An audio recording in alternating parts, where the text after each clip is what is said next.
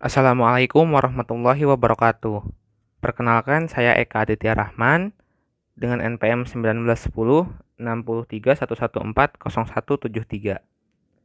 Saya dari Program Studi Teknik Industri, Fakultas Teknik Unsika Angkatan 2019. Pada kesempatan kali ini, saya akan mereview sebuah buku yang berjudul Sejarah Politik Indonesia Modern, karya Dr. Andes Suwarno MSI. Buku ini menceritakan tentang dinamika-dinamika politik yang terjadi di Indonesia, baik pra-kemerdekaan maupun pasca kemerdekaan. Namun, pada awal-awal buku ini tidak langsung masuk ke dalam sejarah politik Indonesia, melainkan penulis di sini menjelaskan terlebih dahulu definisi sejarah, definisi politik, bahkan definisi Indonesia. Di sini penulis bertujuan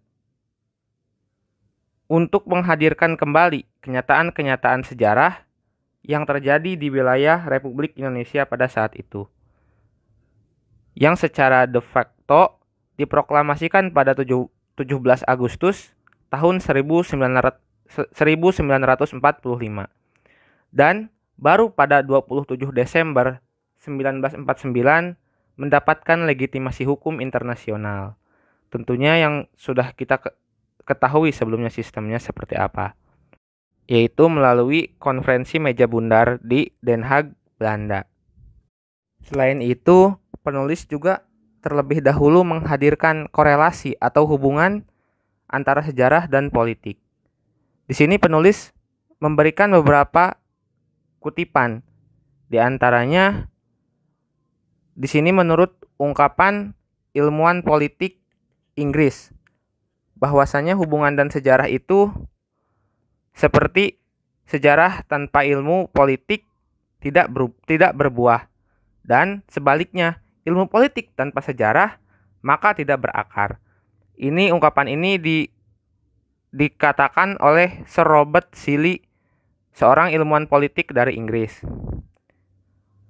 Selain itu, penulis juga di sini mencoba mengelaborasi konsep-konsep politik yang sekiranya dapat digunakan untuk membantu menganalisa sejarah politik Indonesia terutama, seperti konsep tentang sistem politik, partai politik, perilaku dan partisipasi politik, pemilihan umum, suksesi kekuasaan, dan serta negara dan ideologi negara. Di dalam buku ini ada 3 topik pokok yang menjadi bahasan. Yang pertama, mengenai perkembangan sistem politik Indonesia. Yang kedua, perjalanan partai politik di Indonesia. Dan ketiga, pemilihan umum di Indonesia, yang tentunya dalam perspektif sejarah.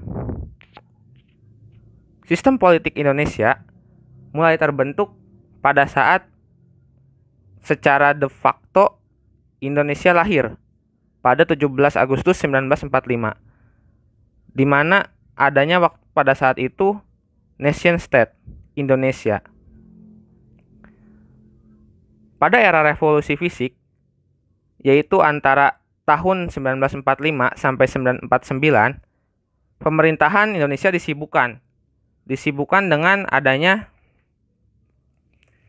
proses menggusur kependudukan Jepang. Yang kita ketahui pada saat itu Jepang telah kalah perang dalam Perang Asia Timur Raya. Selain itu, di sini juga bangsa kita berupaya bertahan atau mempertahankan kemerdekaan dari rongrongan Belanda yang ingin kembali menjajah Indonesia. Pada waktu itu, pertama kalinya perubahan sistem politik Indonesia pada bulan November tahun 1945 dengan keluarnya maklumat Wakil Presiden nomor 10 yang mengubah bentuk pemerintahan dari kabinet presidensial kepada kabinet parlementer.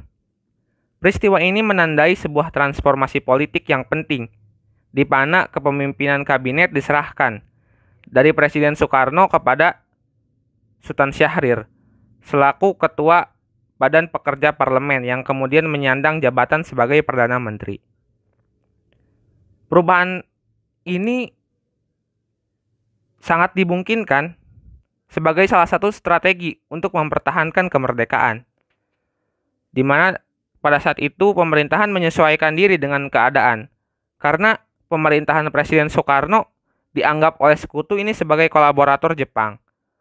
Tetapi perubahan ini tidak mengubah konstitusi yang tetap bertumpu pada Undang-Undang Dasar 1945. Pada masa awal atau pra-kemerdekaan, terjadi proses tarik-menarik mengenai dasar negara. Proses tarik-menarik ini ada dua pihak. Yang pertama, tokoh nasionalis sekuler yang menginginkan bahwasanya urusan agama itu dipisahkan dengan urusan negara, dan mendukung sebuah sistem filsafat pemersatu yaitu Pancasila. Dan yang tokoh nasionalis Islam di sini beraspirasi untuk menjadikan Islam sebagai dasar negara. Dan setelah itu